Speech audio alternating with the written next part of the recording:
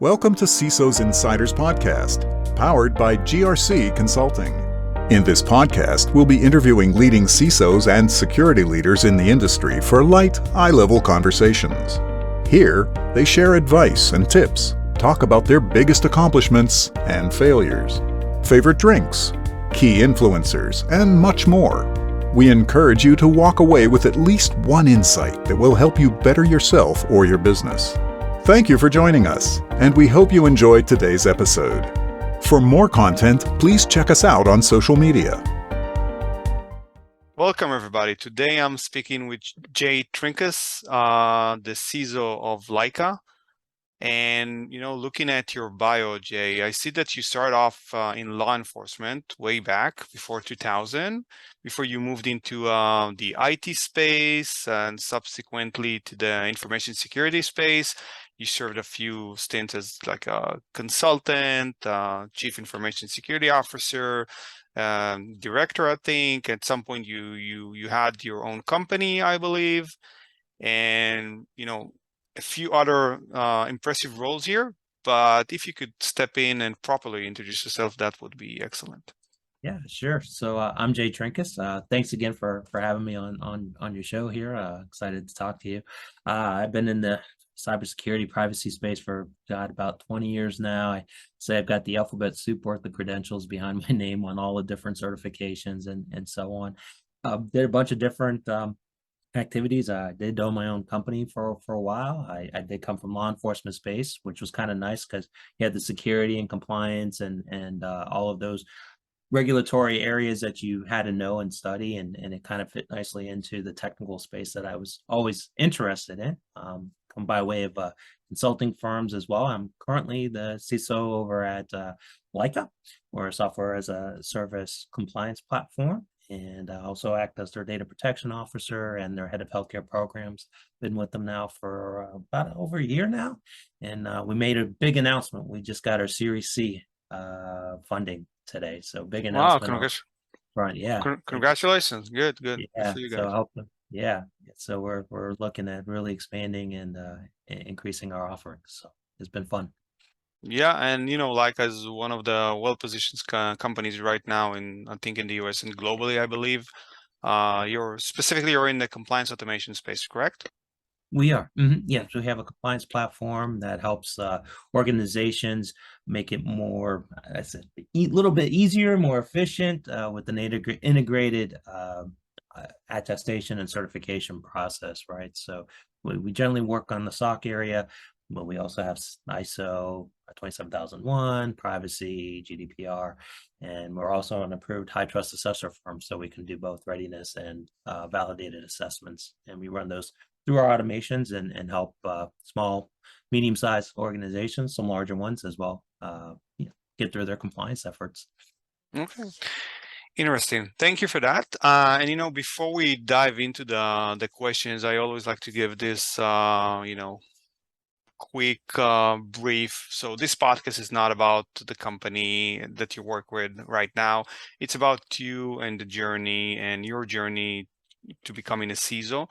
And the intent here is really to collect as much information as we can and share experience with our listeners out there, and discover what makes CISOs tick. And with that, before we dive into the questions, I would like to ask a couple of personal questions. If you're willing to share your marital status and favorite drink, that would be excellent. Yeah, so I am married. I've been married now for 29 years, going on 29 years. I've got two older adult children. One's 28 and one's 24. My favorite drink, probably Diet Coke. I generally drink Diet Coke for non-alcoholic, right? Okay. Yeah, when I started asking these questions, I was under the notion and the assumptions that most CISOs are like single malt type of individuals. And I think statistically speaking, so I've recorded probably more than 60 episodes by now. I think statistically speaking, I was right. Most of the people were either, Scotch lovers or bourbon in some cases. That's funny. Okay. Yeah. I like Scotch as my alcoholic drink of choice. So yeah. I love that. Yeah, Belgian is yeah. probably one of my favorites. Yeah, Belgium is great. I'm a single Scotch kind of guy as well. Though since I moved to California about 3.5 years ago, I started drinking in wines more often, like red, Mhm. all kinds of, you know, Yeah. brands. So that's good as well.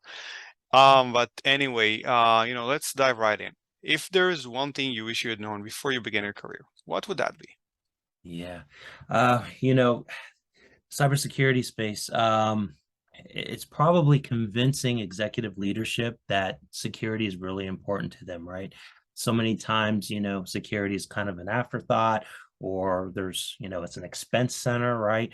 And so I think one of the hardest items that I've had to overcome, and I kind of wish I had a little maybe preparation beforehand, was trying to convince our leadership, that cybersecurity is here to stay. It can definitely help you build a revenue stream in some cases, move up market when you're building trust with your customers, and being able to convince them that you're just not throwing your money away for nothing, right? You've got there's a reason why we're doing what we're doing here. Yeah, but looking back at the industry for the past 10, 15 years, like I'm sure that you would agree of me saying that there's been a transition in the role of the CISO and the types of individuals that are CISOs nowadays as opposed to like 10, 15 years ago. And I think one of the, convincing that we were talking about is that maybe the lack of skills of being able to talk to leadership, and this always comes back in some way or another during our talks, that CISOs nowadays are much more business oriented, a much more business oriented role than what it used to be, like, which was technical role, firewall management or anything like that. So but yeah, um and looking back at your career, what would you say your biggest failure was, and what did you learn from it? Yeah, like starting up some of my own companies. I had multiple companies throughout. I've always been kind of an entrepreneur at heart. So, some were great, some went well, and then the others were, a little bit underfunded. So I think, one of the biggest failures was just, starting a company and learning from some of the disappointments of the company not having enough funding, different resources, appropriate resources, and of course trusting in some of the experts that you might hire, right? So those are all things that you kind of learn the hard way, the school of hard knocks, going through. But Yeah. And touching a bit about that, what would you say your biggest accomplishment was? yeah. Besides my family, I've authored 3 books. I published 3 books on the topic of cybersecurity and privacy.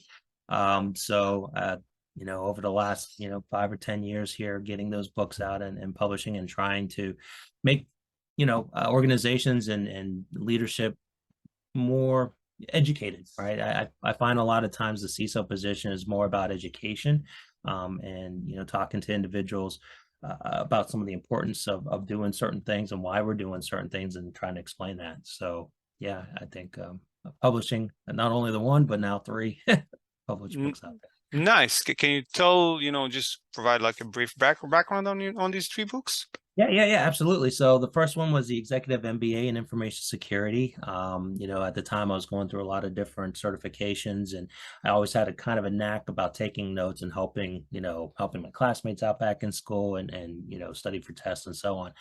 That book was actually picked up by one of the universities in Chicago, to act as kind of the introductory syllabus, or the material for that course. The next one was Definitive Guide to Complying with the HIPAA High-Tech Privacy and Security Rules. My expertise has been in healthcare for quite a while now, and so I wanted to, write a book to help organizations become HIPAA compliant. And then the last one is How Healthcare Data Privacy is Almost Dead and What Can Be Done to Revive It. So working again in the healthcare space and realizing that there's been a lot of different changes in the laws and regulations, some good, maybe some not so good as it relates to privacy, opening up your medical records to different organizations and the different privacies around that. So we've diluted a lot of our privacy, and I think privacy and security, of course, have to go together, right? And privacy is a fundamental right for most individuals. all individuals, right? So it's just we've kind of diluted and kind of lost sight of what that really means when we're sharing a bunch of information for free cat videos, right? That are out there. And we tend to do that. We tend to give a lot of information away for free. Yeah, that's for sure. And looking at the industry right now, and we all know there's a huge shortage. I forgot the exact numbers that we're talking about, but it's in the millions, right? People that want to go into, that want to start their career in cybersecurity, what would your advice to them be? Yeah. We talked to you mentioned it before, right? So, the CISO role kind of came from the IT and then into the business, but I still think it's important that you learn the fundamentals, right? How do computers work? How do they talk to each other? How are networks available? How are the OS? I think a good CISO has to have some good hands-on, not to say that they have to be experts, right? That's not their jobs, but they have to have an understanding from the fundamentals on the technology that they're trying to protect, right? Where's that data? You got to protect that data. You got to know where that data is at. So you have to have a real good understanding of that and then be able to translate it. I'm always thinking I'm a translator, and I'm translating it from there into that business world and, the strategic guidelines and so on to move the company forward. Mm-hmm. Let me make it a bit harder on you. And I know I might be a pain in the neck here, but what are the fundamentals? Like when we start off, and I'm assuming we're closer in age, right?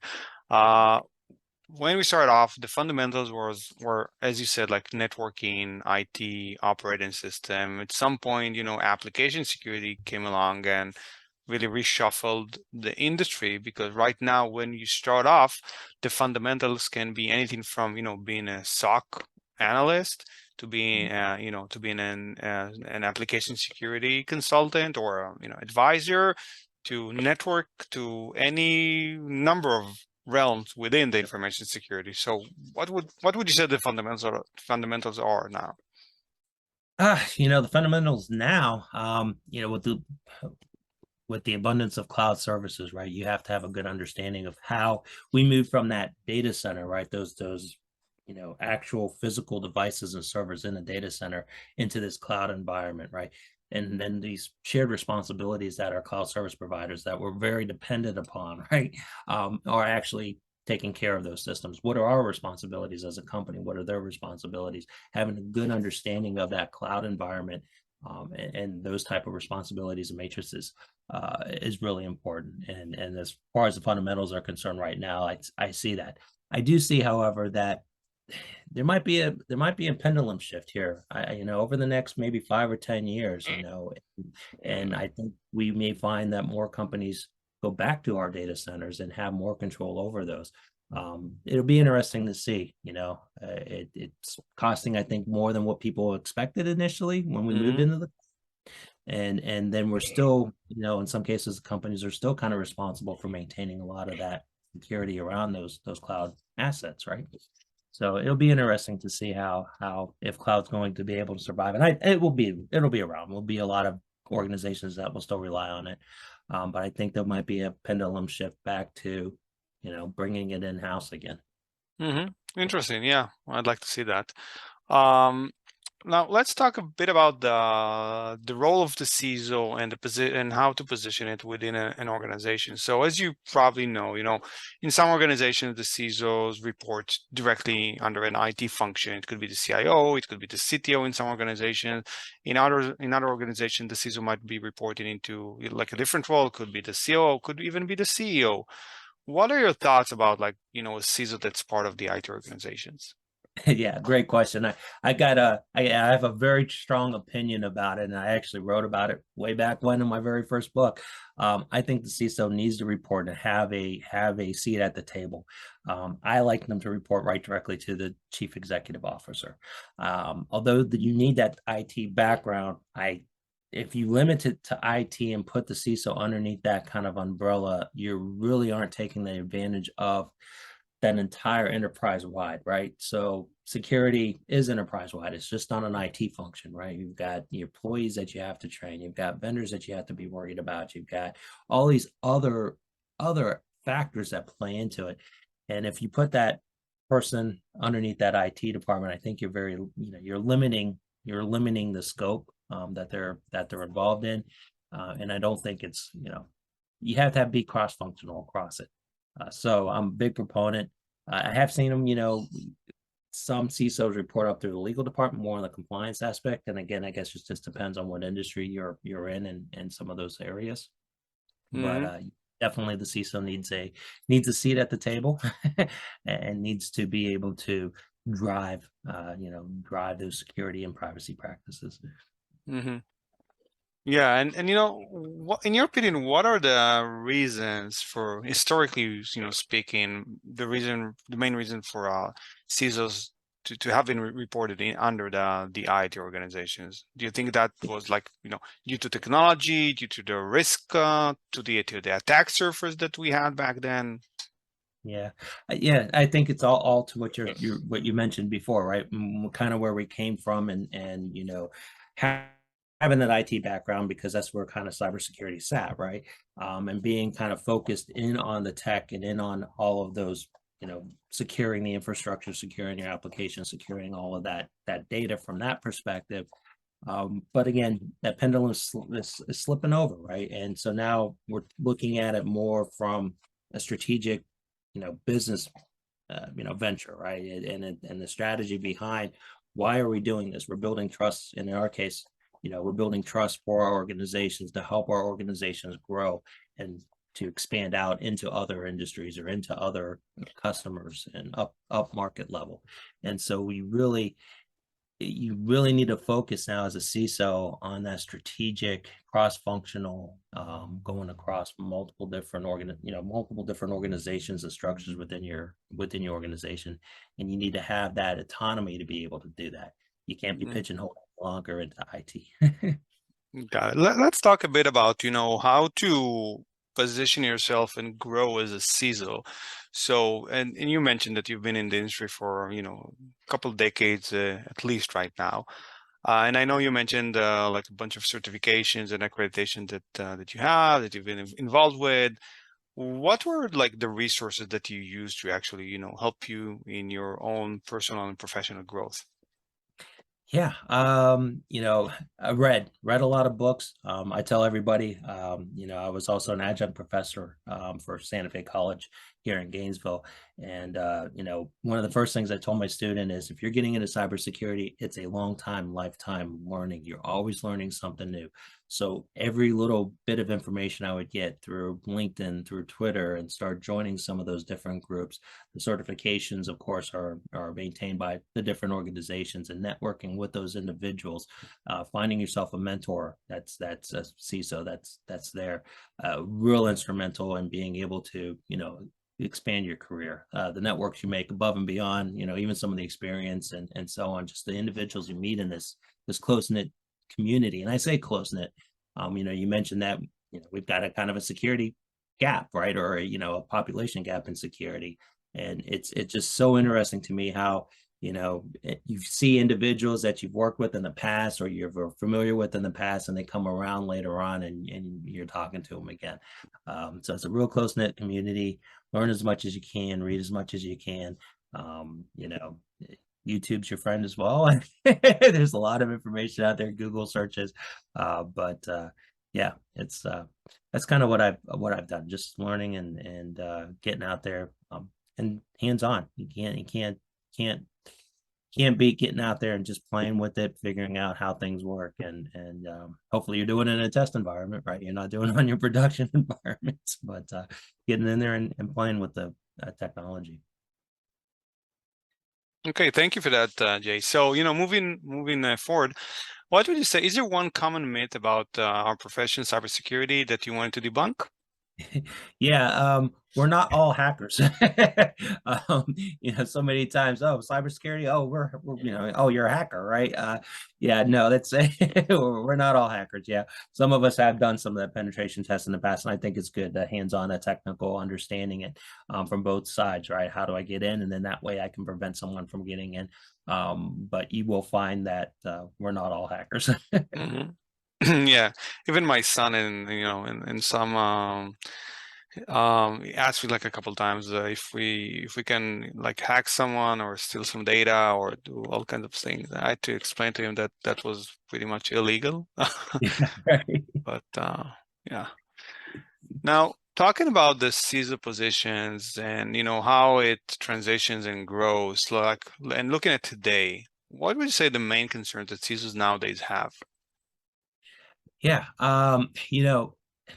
they had some news, right? So we had the Uber CISO that just had a breach, right? And I was saying it's legal responsibility. As a CISO, you've got more, I think, legal liability than we have in the past, right? And sometimes we may or may not have some of the autonomy or the authority to make changes. So yeah, I think we're going to find, hopefully we're going to be covered under our cyber insurance and our cyber liability as part of the directors. But having personal responsibility now, personal liability over a breach, that's kind of scary. Those are things that keep you up at night. Yeah, for sure. And I think you mentioned that you're a DPO as well, right? So I believe that under GDPR, as a DPO, you're fine as long as you provide your opinion and you stated it and you documented it, and management signs off on that. Um, I'm wondering whether at some point, the CISO route would be as structured as the privacy, because privacy, it all started with GDPR, right? And we see a migration like CCPA and new privacy laws that are coming about in the US. I'm wondering if something similar would happen with the cybersecurity world next. Yeah, I've always had this kind of idea, and maybe I took kind of a different route to it, and I wanted to learn how things worked and start from the beginning, from the basic and the fundamentals that we talked about. But I've also come under the idea that maybe cybersecurity should be more of a trade school, right? Or a trade type of situation, like we see plumbers and electricians and those type of things. And then you work under as an apprentice, going through these different things and learning all of these different, levels of security and all. And so, do you get a license, right? It's always interesting to me is, you can go to your hair barber, right? And now we have a lot of hair, right? We do our Yeah, own. not us, But but other people can go. beauticians are licensed, right? And the barbers are licensed, and and you don't need licensing in cybersecurity. So that always kind of leads to, do you really know what you're talking about when we're talking about cybersecurity, and how, how can you trust certain individuals that's, oh, I'm a cybersecurity expert, are you really, right? So it leaves that kind of, and certifications help, learning that experience, of course, having good references, always definitely help, and make you that expert, or, writing the books, right? You got to learn, the material before you can write the book. But it'd be interesting to see, and I've seen some of that talk about it. I know Florida's got some things in place, maybe some other states do as well, where we're trying to tackle that skills shortage, right? How do we do that? And maybe the trade path might be that solution. Yeah, that's definitely interesting. It would be interesting to see how this all turns out. And talking about that and just expanding on the previous questions. So, in your opinion, we've spoken about the concerns of the CISOs. What are the areas which CISOs should be focused on these days, in your opinion? Yeah.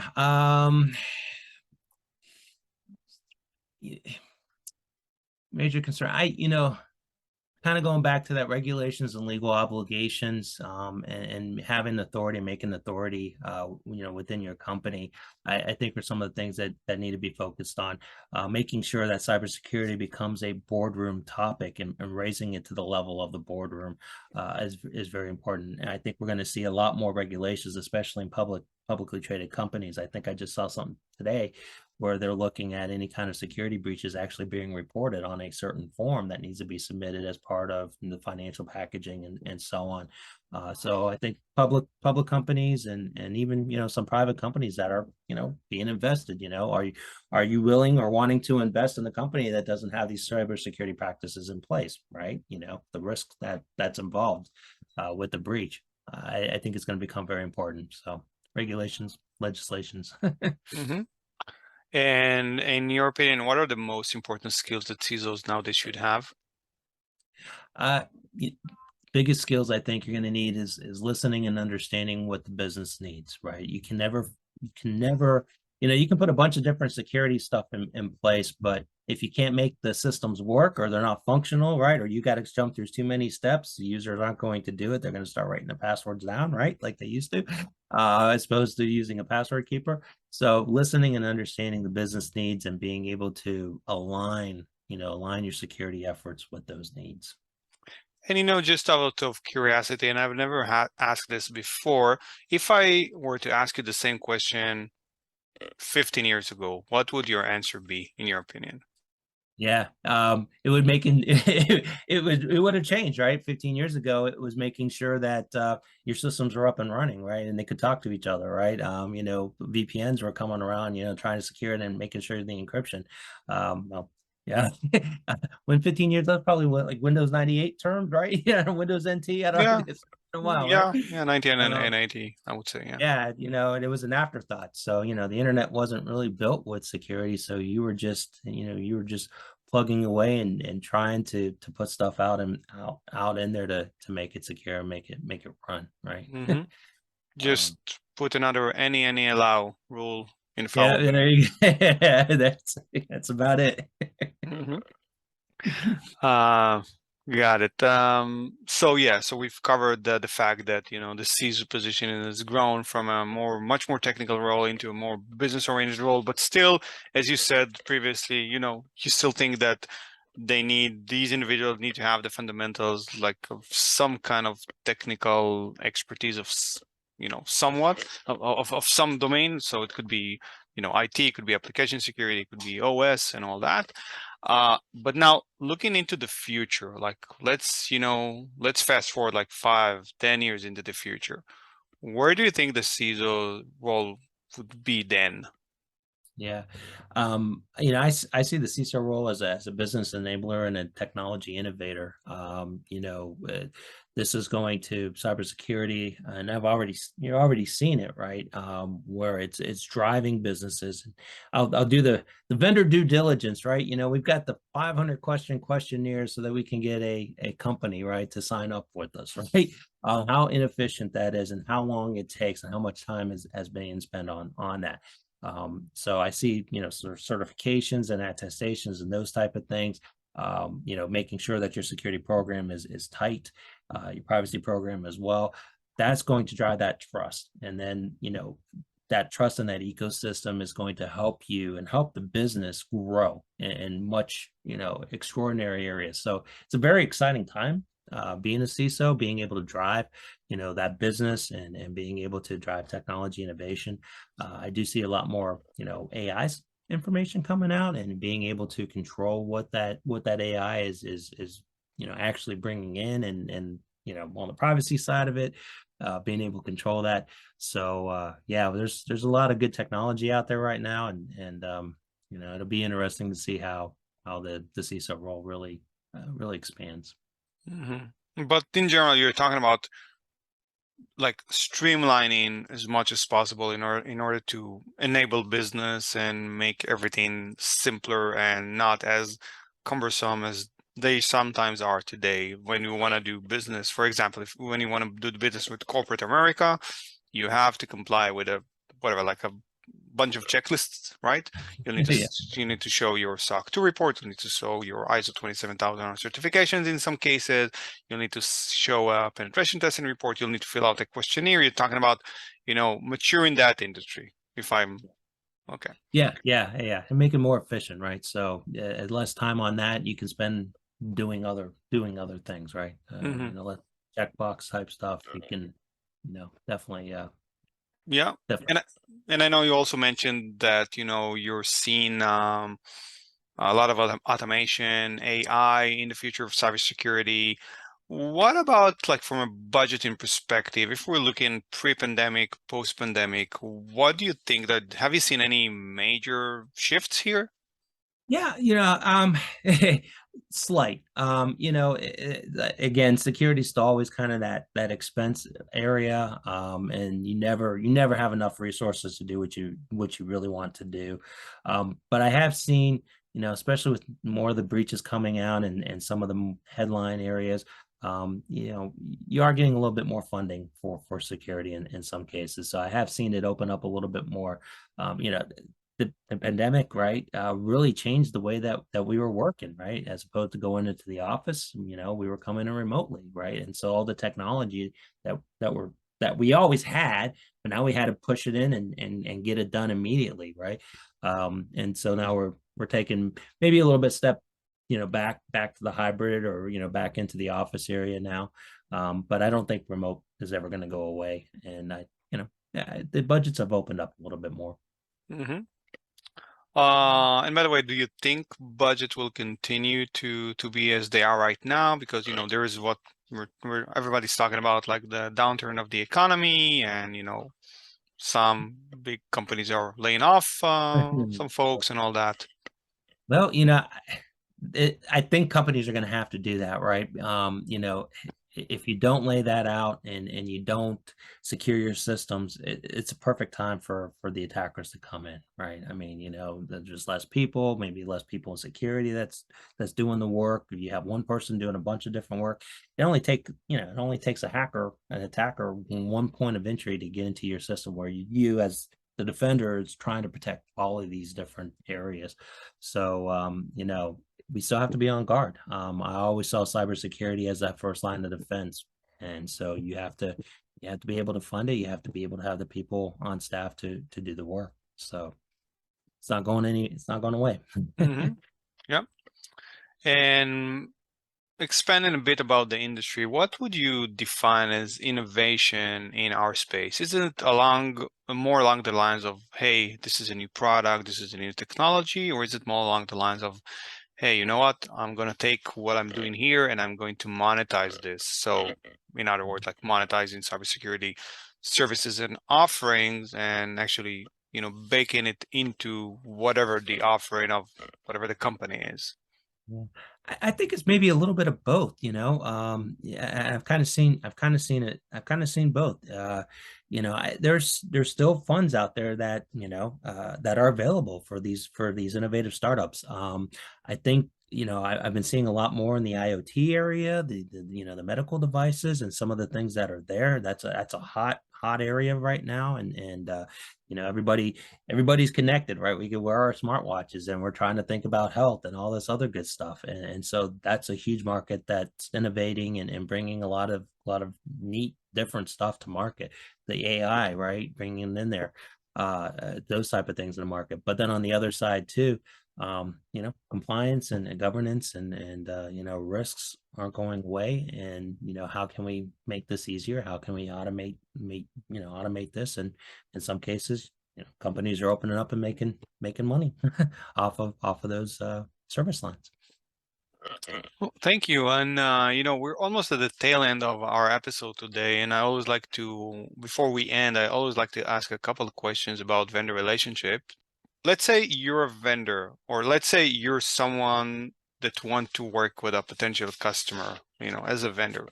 What would you do in order to, make that relationship happen? Yeah, you got to do your research, right?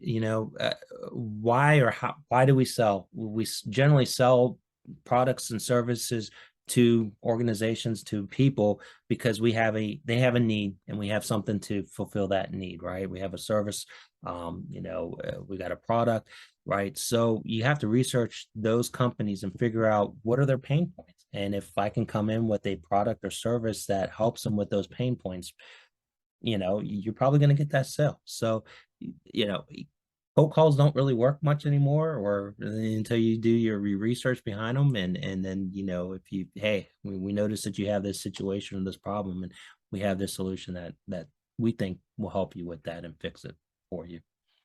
Mm-hmm. So in other words, what is it that you're actually looking for in a vendor? to be a partner. Our vendors, we like to, partner with our vendors and to be there. It's not one of these one and go, right? Here you go, have a nice day, and you're out the door after we sell it, and we can't contact them, we can't get a hold of them any longer. I think, the services and have good customer service is definitely very, very important, and being able to, come in, hey, I got a solution, whatnot, but I'm going to be there for the long haul, right? And I'm going to be your trusted partner in this solution, whatever it is, to go forward. Got it. Any specific individuals in the industry that you look up to? I've got some. I actually a guy by the name of Jonathan Pollard, who's actually an attorney, and he does some specific niche legal stuff, and he's always coming out with different things, but he speaks on different topics. So I like the legal area, right? Being a former law enforcement officer. James Azar also puts out a pretty good CISO talk track as well, and you get some good information from them. So those are a couple folks that I listen to that I follow. Got it. Great. What's the best way that people can connect with you? Yeah, you can hit me up on LinkedIn, and also via email is probably the best way to get a hold of me. I'm probably pretty searchable. I probably have my name out there quite a bit, so it's not too hard to find me. And I'm pretty open to talk to and connect with people. So if you need anything or want to reach out, yeah, more than happy to talk. Thank you for that. And final question: if money was never an issue, what would you do with your life? Money was Let's never say you won the 1.9 billion that's coming up. What is it? Yeah. Saturday? Well, I got something funny for you, Ben. Last week, my son does $20 lottery tickets, right? And this kind of it makes this inspiration. What happens here is that you got good things can and do happen to good people. And my son, he's a good guy. He won a $1 million scratch off ticket last week. I'm not joking with you. Wow. Yes. So he's going to be able to move out and be pretty well set. He's 24 years old, and That's so amazing. we're actually going through this same question. What does this mean to have a kind of life-changing money for him, and in the same instance the impact that it has on the family and the rest of the family as well. But investing investing in your own company, investing in yourself, I think are two big things. In his case, he's going to look at buying a house, right? Being able to actually be mortgage free. That's American. That's amazing. Good for you and good for him. Well, that's definitely a first. And with that, I think we can wrap this up. This is the highest that we can get. Let me, start by thanking you for carving up some time out of your busy calendar. I appreciate the time that you invested in, joining me today. I'm sure your answers were great, and I'm sure that it would resonate with some of our listeners out there. Any final notes? Anything you wanted to say? Get out and vote today, folks. Definitely get out there and vote, and make your vote count. So yeah, thank you for having me, and it's been an honor and it's a real pleasure. Same here. Thank you, Jay.